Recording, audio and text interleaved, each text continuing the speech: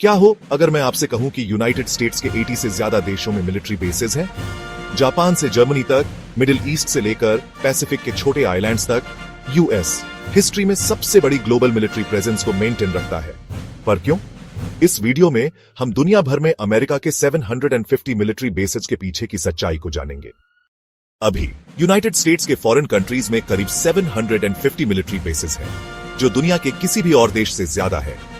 अगर तुलना करें तो रशिया के लगभग 20 है, चाइना के 10 से भी कम। ये बेसेस जर्मनी में रैमस्टीन एयरबेस जैसी बड़ी जगहों से लेकर अफ्रीका में ड्रोन आउटपोस्ट्स और पैसिफिक में रडार स्टेशन तक फैले हुए हैं।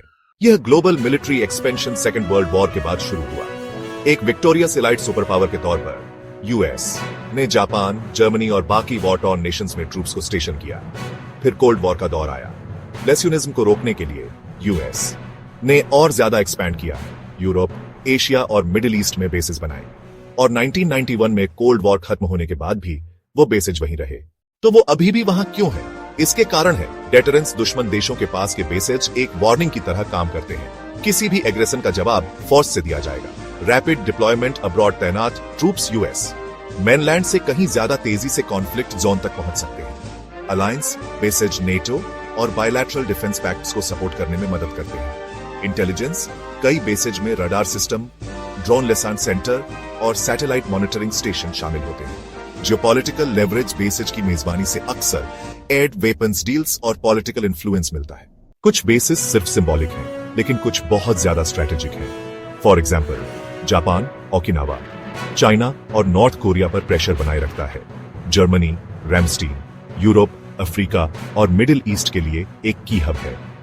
Qatar, Al Udeid airbase Gulf में ऑपरेशंस के लिए क्रिटिकल है।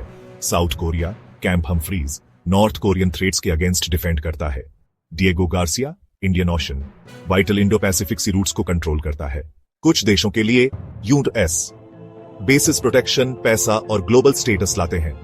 दूसरों के लिए वे कंट्रोवर्सी लाते हैं। सपोर्टर्स कहते हैं कि यूएस बेसिस रीजन्स को स्टेबलाइज करते हैं और अटैक्स को रोकते हैं। क्रिटिक्स का दावा है कि वे नाराजगी पैदा करते हैं, सॉवरेनिटी का उल्लंघन करते हैं और होस्ट कंट्रीज को टारगेट बनाते हैं। फिलीपींस को ही ले लीजिए। उन्होंने 1990 के दशक में यूएस ट्रूप्स को निकाल दिया था, पर सालों बाद चाइनीज थ्रेट्स बढ़ने पर उन्हें वापस वेलकम किया। कुछ लोग इसे मिलिट्री एम्पायर कहते हैं, कॉलोनीज का नहीं बल्कि एक्सेस का। हिस्ट्री में किसी भी सिविलाइजेशन के पास, न रोम के पास न ब्रिटिश एम्पायर के पास कभी इस तरह की मिलिट्री रीच नहीं थी।